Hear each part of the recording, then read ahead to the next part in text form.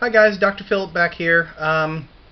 This is the second part of the lecture on graduate school. We went through kind of the big 6 criteria last lecture. So GPA, GREs, letters of recommendation, practical experience, research experience, and then your personal essays, personal statements, and so on. And then the other stuff that you might want to consider. We're going to talk a little bit about kind of general time frames, timelines, and things to consider doing or activities to engage in this lecture, part 2, if you will. And then I'll be posting another lecture probably tomorrow over the weekend about resume writing.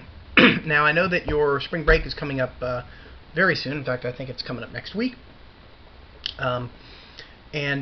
So don't worry about the resume Vita assignment too much. I'm going to take a look at the date that I had it originally due, and I'll probably move it back a week, maybe 2 weeks. But I will post that, and I'll have an email sent out to everyone, so don't worry about that.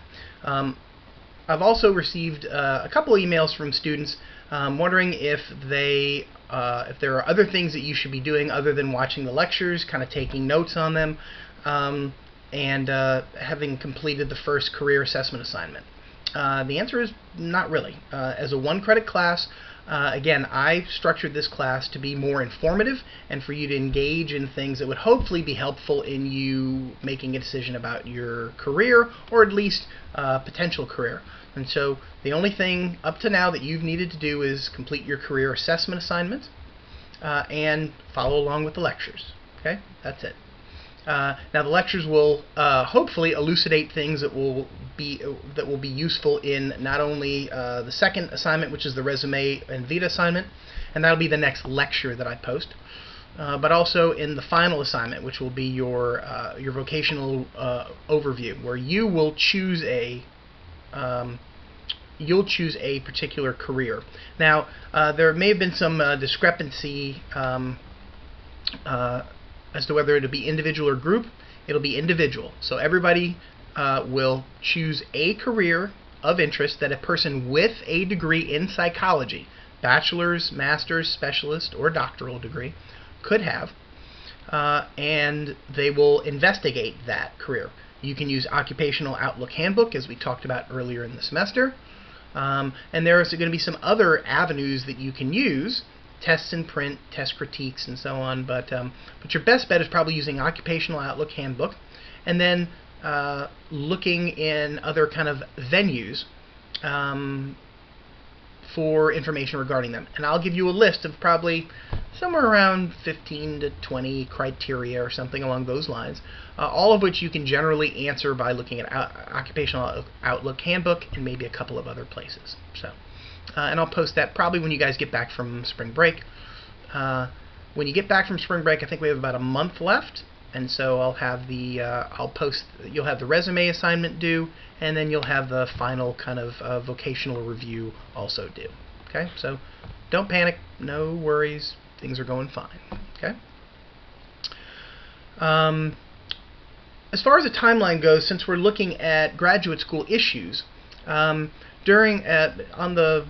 the overhead, kind of talk about sophomore and junior year things to look at. Just going to kind of give a review of them, or just kind of an overview, and maybe a couple of pointers regarding some of them. The first is getting involved in research. That's, as we talked about last lecture, that's particularly important if you want to go into doctoral work, but still can be very useful if you want to get into master's work, or even if you're going to look to get a job thereafter, depending on the job that you're going to look to have. And that's for a couple of reasons. One, not only do you get information about doing research, you get experience, and you kind of learn more about the process. But secondly, you can also hopefully get a very good letter of recommendation out of it. So not only, if you're going to graduate school, not only do you hit the research bug, but you also hit the issue of getting a letter of rec. And as we talked about, generally speaking, you're probably going to need 3 letters of recommendation when you're applying for graduate school. I've seen as little as 2, I've seen as many as 5, but 3 is usually the standard. When we start talking about the application process after resume writing, I'll give you some more pointers about kind of not only how to ask professors, but ways to kind of guard against people not sending in letters and so on. But so the first thing is probably looking to get involved in research. May not be critical during your sophomore year, but during your junior year, probably a good idea. Okay? And as I mentioned before, you can do that just by emailing your professor and saying, I'd like to meet with you during office hours to see if you have any openings for a research assistant in the future. And that can kind of help smooth the process, let them know why you're coming. If they don't have any openings, they can tell you over email. And that kind of softens the blow to some extent. If you were to go and they were to say no, face to face, sometimes that can seem a little bit tougher. It also allows you to maybe give them some information about why you're interested in doing research with them. And as I mentioned before, I think choosing a professor who either you tend to gravitate towards either their teaching style, their research areas, or it could be someone that you've had in a couple of classes and you feel might know you a little bit better, so that they may be more likely to bring you into the fold and do research. You can do research with them. Second, go to seminars. Those could be seminars that are provided by entities like Sci-Chi or Active Minds. They could be campus-wide seminars. They could be very specific seminars or workshops to a particular area of interest of yours. That might be something as broad as depression in college students, or it may be much more specific to a particular kind of research presentation that someone else is giving. So at UNF they often have a research symposium, an undergraduate research symposium. Might be a good idea to even go by that as a sophomore, as a junior, to get a sense of what kinds of things are generally in those presentations, in those symposia, so that if you decide that you might want to do that, you already have a leg up. Number 3 is begin to look over potential graduate schools. Okay? Now, that may seem like it's a little bit early in the process, but you'd be surprised. There are times where, well, let's put it this way. The earlier that you have at least a sense of the graduate schools that you may want to which you may want to apply, the more information you can gather about those graduate schools. And that's going to be true about, as I on the syllabus from earlier in the semester, there are a listing of some books, The Insider's Guide to Graduate Studies in Clinical and Counseling Psychology, as well as the APA Manual on Graduate School in Psychology. Both of those can give you information mainly at the doctoral level. Getting information at the master's level might be a little bit tougher, and so this gives you a little bit more leeway to kind of find out. If you're interested, and this is something I think I have at number 6 on your list, if you're interested in going to graduate school at your institution, so in this case at UNF, then during your sophomore, maybe, or probably more appropriately junior year, you may be able to talk to current graduate students in the field or fields of interest and get a sense of what are the things they do, what are the things they like about the program, what do they find challenging, so that can be helpful. Nowadays, most graduate schools post a host of information online, but that doesn't mean that you can't email the graduate coordinator or director of a program if you want specific information, if you have particular questions, or to get a better feel for the program. Number 4, gotta take a drink. Find out about conferences, and those could be, again, conferences that might be kind of local. So, for example, there's an entity called the Florida Psychological Association. They have a First Coast branch that meets in Jacksonville. You might find out about them. It might that's an organization, but you might find out about conferences for SEPA, which is the Southeast Psychological Association. It's kind of a branch of APA, the American Psychological Association. And you might find about workshops that are coming into town, people who are giving talks about certain things. Again, as a sophomore, that might be early on, but as a junior, as you start learning about some of these things, it may be very interesting. And generally, conferences, workshops, and so on usually have student rates that are much cheaper than the rates that professionals would pay. So something to think about. Number 5 is going to a conference. Now that's often going to be coupled with number 1, doing research. It doesn't have to be, but it's often an important piece.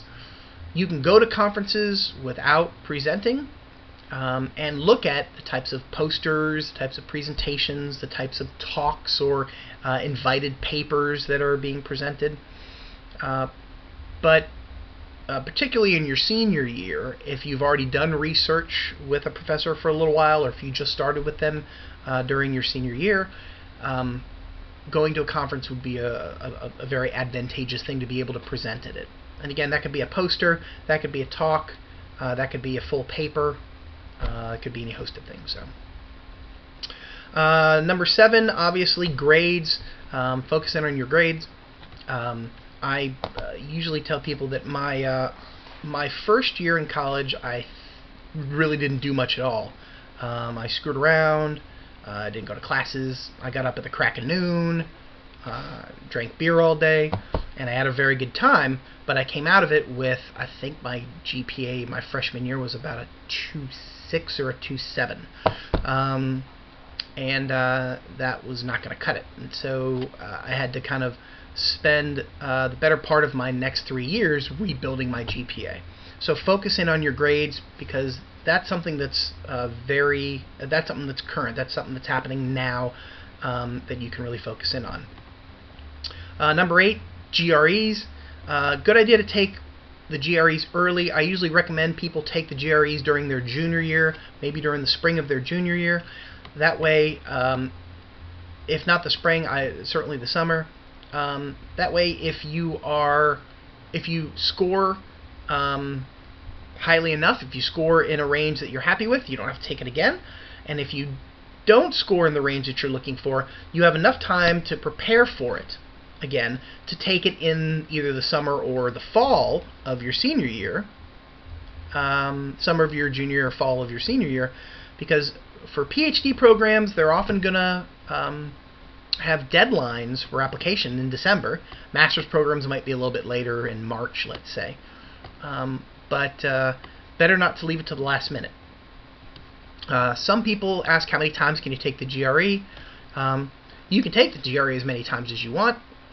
It used to be that they would average your GREs if you took them twice. Now I think that they report all the scores that you have, so it doesn't particularly matter. Okay, that's the same thing with the GMAT or the LSAT. Generally a good idea to try and take it probably towards the end of your junior year, maybe the summer between your junior and senior year, and that way if you don't score as well as you would like, you have time to prepare to take it in the fall. Number 9, this goes along with something I mentioned before. Look to join organizations that may be in your field or related to your field. So in psychology, we have Psych-Chi. We used to have something called the Psychology Club. I think that merged with Psych-Chi a couple of years ago. But we have something called Active Minds. Psych-Chi is kind of like the National Psychology Honor Society, if you will. And Active Minds is a student-run organization that looks to help destigmatize mental health issues and help promote students using mental health at their college or university when needed. So those are good things. You could look to get involved in other kind of organizations. Those could be regional associations. So anything that might be kind of useful or helpful. Again, as an undergraduate student, you can become a member of APA, the American Psychological Association, deeply discounted. Years ago, when I was a graduate student, I think it was like $27. It's probably more expensive now, maybe $35 or $40, which is a good amount of money. But as a psychologist, I think I pay $280 a year. And as a student, even as an undergraduate student, you will get the APA Monitor, which is a periodical journal. It's not scientifically oriented in the same way that like the Journal of Personality and Social Psychology might be, but it has review articles on different topics. And then I think you also get the American Psychologist, and then you get a credit towards any journal that you want. I don't remember how much it was. It might be $25 towards a journal, and you might find a journal in an area that you like. That only cost another $10 for you to get. So certainly something to consider. Number 10, consider tailoring your courses or your schedule to meet the requirements of your programs of interest. Okay? What that means is, let's say you're interested in a program that requires you to have taken psychological testing, or history of psychology, or to have had to take an extra statistics course. Those are the kinds of things that if you know the programs of interest, then you can start to hone your schedule and hone the classes that you take. This is also a time where, let's say you wanted to do a minor that might be very helpful or advantageous for you getting into an education program, a law program, a medical program, criminal justice, or if you're interested in IO psychology, you might want to do a business minor or something like that. Your junior year is a very good time, and even your sophomore year to some extent, but certainly your junior year is a good time to start doing that. Number 11, begin looking into professors or research interests in your programs of interest. Now, that's probably going to be much more applicable in your junior year, maybe even in your senior year. That might be jumping the gun a little bit, and certainly in your sophomore, maybe in your junior. In other words, if you have programs of interest, you're going to want to see who the professors in those programs are, what kind of research they're doing, and then maybe begin to learn a little bit about their research programs. Okay.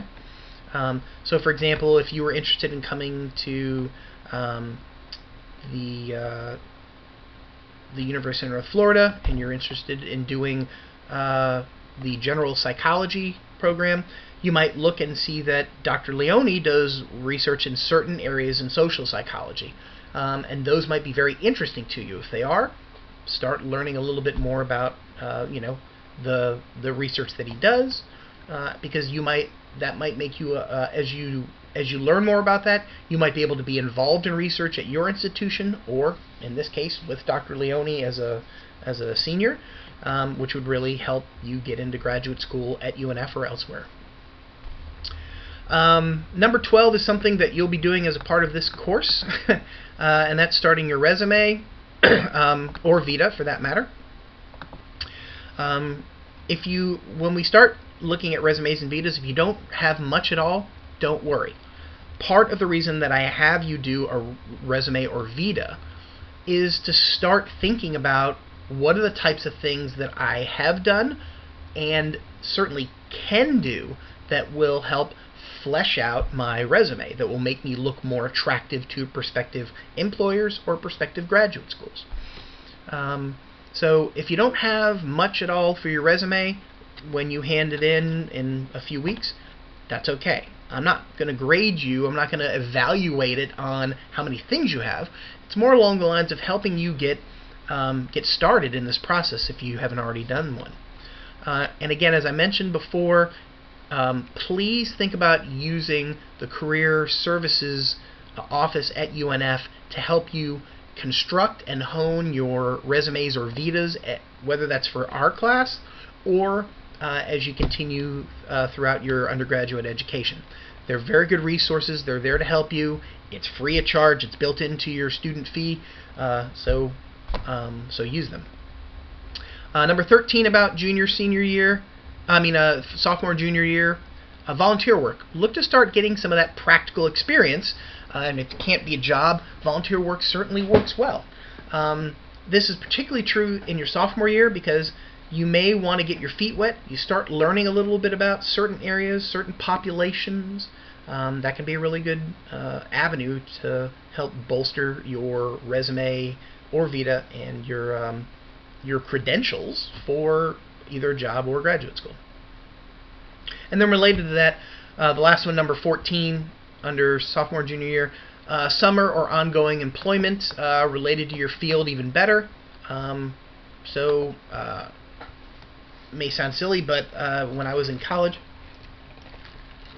for a couple of years during the summers, I went back and I worked in summer camps, kind of day camps, and mainly with adolescents. And the fact that I had experience in working not only with adolescents but also on an ongoing basis, kind of with kind of scheduling and supervision of them over extended periods of time, was actually helpful in me getting my first job in a juvenile prison. So, senior year, a lot of kind of things to, if you didn't do during your sophomore and junior, you're going to find yourself cramming to do it. Other things are just much more developmentally appropriate at this time. So get feedback about your programs of interest. If you haven't already started looking into which programs you're interested in, do it now. But usually during your junior year or the summer over your between your junior and senior year, those are good times to do that. Start getting feedback about them. And again, that can be as you figure out which programs of interest you have. You can contact the graduate coordinator or director of that program and ask if there are graduate students that you could email or talk to that could give you a sense of what that particular graduate program is like. When I was a doc student at UF, I did that regularly. I told the program that I would be happy to do that, and so I did that regularly, and that's not uncommon at all that graduate students may get contacted by prospective students about their experience in the program. Number 2, present research. If you're not involved in research, get involved in it during your senior year. If you're looking to go to graduate school, if you're looking to get a job, it's not necessarily as crucial, but again, it can help develop a letter of recommendation that might be a little bit closer to work than a professor's recommendation would be. I mean, in other words, a professor with whom you've only taken a class. Classes don't really approximate work in the same way that doing research for somebody does. If you have been involved in research, look to present. Again, that can be a poster, that can be a brief, sometimes they have brief presentations, they may have full papers that you can present. You can give talks. You can look to ask to give a talk at Psi Chi about your research. Or you could look to, as I mentioned before, a UNF symposium. There can be conferences like APA, SEPA, and certain specific ones that may be related to social psychology or developmental psychology or clinical psychology, what have you. So look to present it if you're able to. If you're not a huge issue, but being involved in research, particularly if you're going to graduate school, can be very important. Number 3, make sure you graduate. Sounds funny, but there are plenty of people, and this is not just endemic of UNF. It happened. I knew people at UF who thought they were on schedule, and then all of a sudden they realized they didn't have a particular class, or they thought they were going to get a class during their junior year, and they didn't. And so now they have to scramble to get into their senior year. So make sure that you graduate. Number 4, take the GRE General again, okay, if needed. When I said in the junior year portion, take the GRE, I meant the GRE General. If you haven't taken the GRE General, take it if you're going to graduate school. If you've taken it, if your score is good, no problem. If it's not, you can take it again. If you need to take the GRE subject test, okay, and again, that, as I mentioned before, that is specific to psychology. GRE General is a lot like SAT. GRE subject would be specific to your field, so GRE psychology test, that's specific to psychology, and that usually is only required by some doctoral programs, certainly not all of them. So look to take that test if needed. If you're able to visit the programs or schools of interest that you have. Many people visit their undergraduate programs. I encourage you to do the same with your graduate program. One of the toughest things is if you were to go to a graduate program, and for a master's program you're looking at 2 years. For a doctoral program it could be, as we've talked about before, 4 to 7. The last thing you want to do is find yourself in a city or in a place that you loathe. And so check out the programs, check out the city, get a sense, try and get a feel or flavor for the area if you can. If they're close by, take a weekend trip and road trip and drive down. If it's not, you might want to read up about Chicago, let's say, and what the Windy City has to offer. So, but visiting and finding out about the programs and the areas could be very important. Number 7, something that's often overlooked. Request transcripts from all institutions you have attended. Okay? Very often that's something that graduate schools are going to want. They're going to want transcripts from all institutions that you have attended. Do that. I would request maybe 2 copies of your transcript from each place that you've attended. One, you're going to need those copies. Now, very often programs want them sent directly from the institution, so from UNF to wherever you might be going to graduate school. But it'll give you at least a sense of what the timeline is, how long it might take them actually to send that kind of stuff out. And 2, it's always good to have a copy. Actually, I usually recommend getting 2 copies. One that you can open and look at, make photocopies of if you need, but the second copy you leave sealed, because sometimes a program might not send it, or one of the graduate programs to which you're applying might not get one. If you have a sealed copy, you can send it to them, and it's kind of better safe than sorry.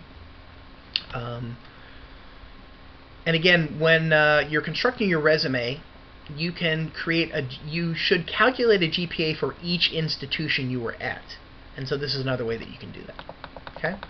Number 8, narrow down the programs of interest.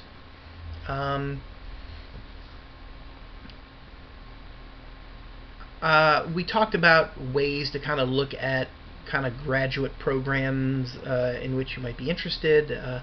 So things to consider when considering a degree, and to some extent graduate schools. If I remember correctly, years ago, when I was looking at doctoral programs, I went through the entire clinical and counseling psychology insider's guide, and there were probably over 200 schools. I narrowed them. My initial kind of paring down was to about 40 that I might have some interest in, and then I went through them and winnowed those down to I think 8 of particular interest. And so that's where you start looking at, okay, what are the really important factors for me, and how do I make a decision about how do I narrow down to a reasonable number of programs. How many is a reasonable number? That kind of depends on if you're bound by things like geography, or you only want to go to a counseling program, not a counseling or a clinical. You only want to do a PsyD program, something like that. But usually I'd say somewhere in the range of about 6 to 12 is a good range. Now, when we talk about the application process, we'll get into this more, but applying to graduate schools can be costly. So each program requires application fees. You're going to have to send materials. It may cost you to request your transcript from different universities or community colleges. So you should factor in $50 to $75 per institution to apply. And so if you apply to 20 schools at $75 a piece, you got to come up with $1,500. More power to you if you got it.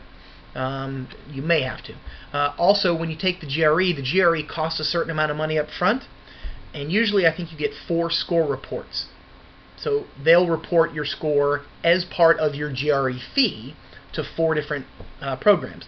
Anything more than that, it used to cost I think $16 per score report. So something else that you might want to consider, because that's how it can get costly. If the application fee for a university is $40 and it costs you $20 to get the GRE score report sent, and then it costs you a certain amount of money for your resume paper and stamps and sending the information, it could run you $60, $70. So consider that. Number 9 on there, solidified letters of recommendation. In other words, start to, maybe in the beginning of your senior year, could be even at the end of your junior year, you want to start soliciting them and solidifying them by making sure that professors know when your deadlines are, maybe giving them that thumbnail sketched as we talked about before, that overview of how they might know you, what classes you took with them in what semester, and what grade you received. Maybe giving them a copy of a paper that you wrote or a group project that you did. But make sure that your letter writers or your references are on board. They don't need 3 months to write your letter necessarily, but they may need a few weeks. They may need a month. Some people, I think like Dr. Marcon, actually have a deadline by which you have to request them. If you don't request them by that deadline, you're out of luck. So make sure you know that about your references, your letter writers. Related to that, know your program deadlines, number 10. Not all programs have the same deadline. Your earliest might be November 30th, and your latest might be January 30th or January 15th. You could have anywhere between a month and 2 months in between your earliest and latest program for doctoral work, maybe even more if it's master's work. So know the program deadlines. My general recommendation is when you are soliciting letters of recommendation, and after you've solidified those the letter writers, ask them to send out the letters, all of their letters, because they'll write the same letter, they'll just tweak it for you depending on what the program is, by the time of the earliest date. So let's say, for example, you have 5 programs of interest. The earliest is December 1st, then you have December 15th, 2 by December 28th, and 1 by January 15th. I would ask your letter writer to have them all submitted so they get there by December 1st. Okay? So what I'd usually say is ask them to send it about a week before, so that might be, right when you get back from Thanksgiving or something along those lines. But ask he or she to send all of them out. Okay? Ask him or her to send all of them out at that time, and give them the materials for all 5 of those programs at the same time. We'll talk more about this during the application process a little bit later in the semester. Get your application materials in early. If the deadline is December 1st, I usually recommend getting all my stuff that I can get into them probably a couple weeks early. And that way, if you've requested transcripts to be sent and they're not sent, you still have a couple weeks to get on it and do it. If one of your letter writers you can't get in touch with or craps out on you, you've got a little bit of time to solicit that extra letter. Okay, so things to consider. Number 12, check to make sure all of your application materials are in. Don't feel bad about calling to make sure that they're on. There's nothing wrong with calling the graduate coordinator or the person who oversees the files to make sure that they have everything that they need. Okay. Number 13, send GRE scores to program. Make sure that the GRE sends those scores. 2 of the things that you will have less control over are going to be the GRE scores being sent, because ETS, the people who do GREs, will send them out for you, and your letters of recommendation, because they're coming from separate people, and additionally your transcripts. So you really have 3 things that you may not have direct control over. Okay. Now, sometimes you can request to your letter writers that they send the letters or give the letters to you and then you'll send them out, that's great. That may very well work, but some graduate programs want to get them directly from the source. So you may not have direct control over that particular piece. So usually try and plan ahead on it. And then number 14, contacting programs. For doctoral programs, don't expect to be contacted by a program before February. It certainly could happen, but I don't expect it. With master's programs, usually if their deadlines are in March, I'd say probably sometime in May you'll probably get a contact. Some places have interviews. In fact, many places do. They'll have either in-person live interviews or phone interviews. Others don't, but by this time, particularly for doctoral programs, most are probably going to have some form of interview. Same thing with masters. Very often they're going to have some form of interview. With the masters, you might be a little bit more likely to have a phone interview. Questions often arise: do I have to go to a live interview if I'm invited? You don't necessarily have to. As long as you can make sure to set up a phone interview and you can explain to them why you can't make it, not a big deal. But if you're seriously considering the program, if it's one of your top choices, and particularly if you've never been, again, I recommend you go. You'll get a much better feel for not only the program but the area to see if you might fit. If you haven't heard anything from your programs by late March, and truthfully now probably by kind of early mid-March, feel free to call and check on the status of your application. Up until the time the applications are due, calling to make sure that they have all the materials good. Once that happens, give them a few weeks to review everything, and they'll usually get back to you.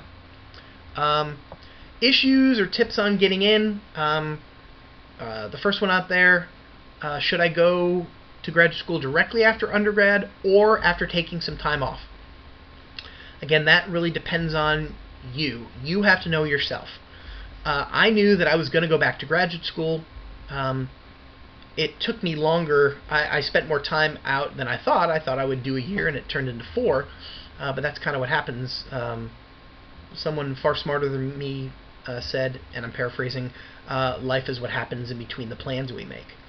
And so you kind of need to know yourself. Some people need a break, but they know they're going to go back.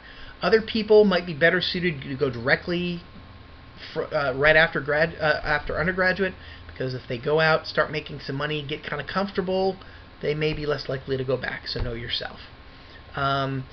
If your grades are strong, if your GREs are strong, if you've done research, if you have your pieces in line, directly after undergrad works great.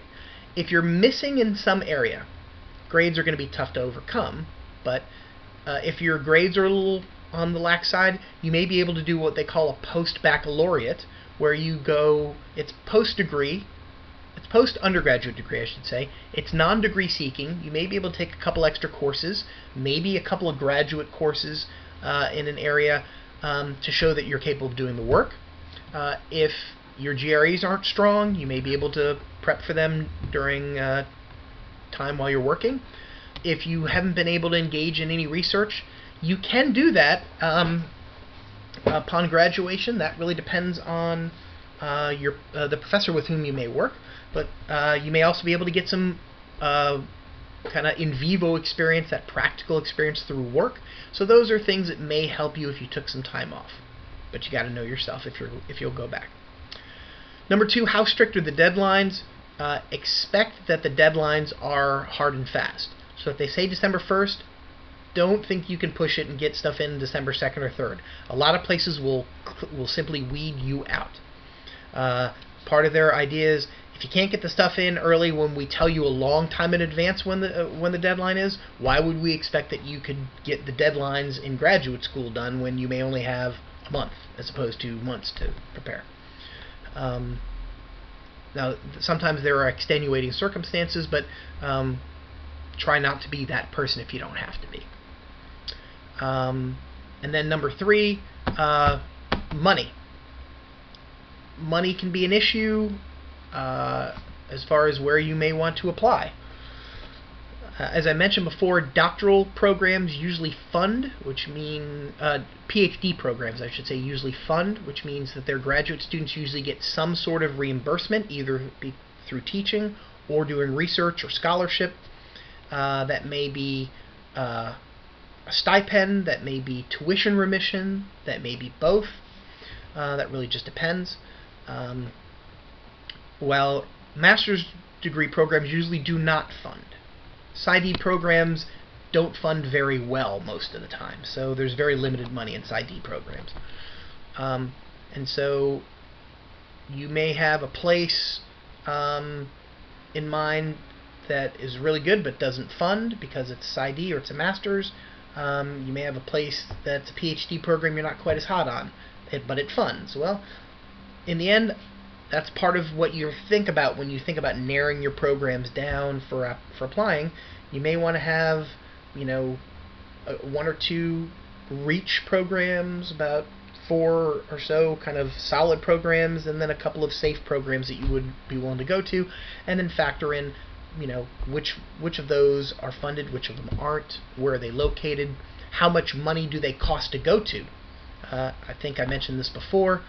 State programs tend to be much cheaper than private programs, and that's generally true at the graduate level as well. Tips in applying. Apply to several schools. I mentioned somewhere probably between 6 and 12 is kind of a good gauge, depending on your kind of regional or geographic limitations. Number 2, cast a wide net. If you don't have to stay in Florida, or if you don't have to stay in the Southeast, you may have several places open up to you, and you may find a very good fit. I'll give you an example on that.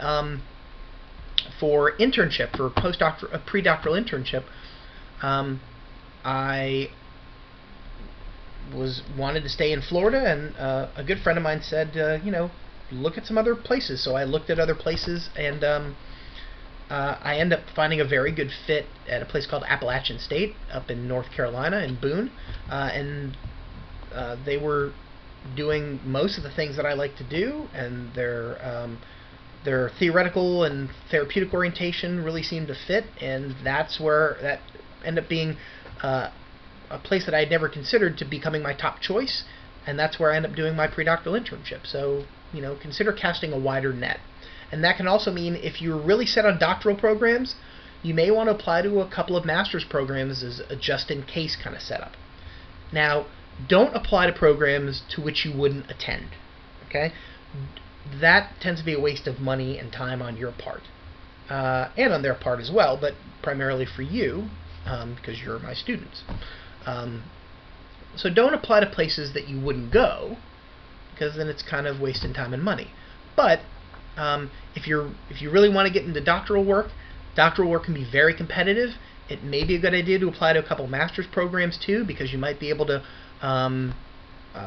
work on your academic chops by getting a master's, which, as we talked about before, allows you to create another GPA, a more specific one that shows your ability to focus in and do work in that particular area, and that may be a good way to cast a wider net as well. Number 3, get your materials in early. Again, 2 weeks before the deadline is what I usually recommend. That gives you enough time to really kind of scramble if you have to get things put together. 4, neatness counts. The green and red squiggly lines that you might see underneath words in Microsoft Word, they're not there for color. They're grammar or they're spelling problems. Make sure to spell check things. Have somebody that you respect and that is good at proofreading, proofread, and to some extent edit your materials, your personal statements, your cover letter, whatever it might be. Okay? Same thing with your resume, although if you use career services at UNF, they'll do that for you. So make sure that you have those things in line. 5, tailor essays or personal statements to each program. Okay? That shows that you are attending to the important parts. In other words, you know not only why you would like to get into graduate school in a particular field, but why this particular program would be a good fit.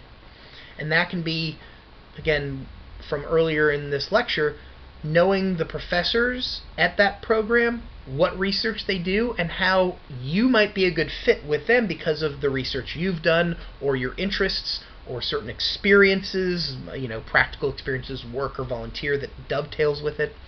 That shows acumen, that shows interest, and that shows that you've done your research, if you will, on the particular program.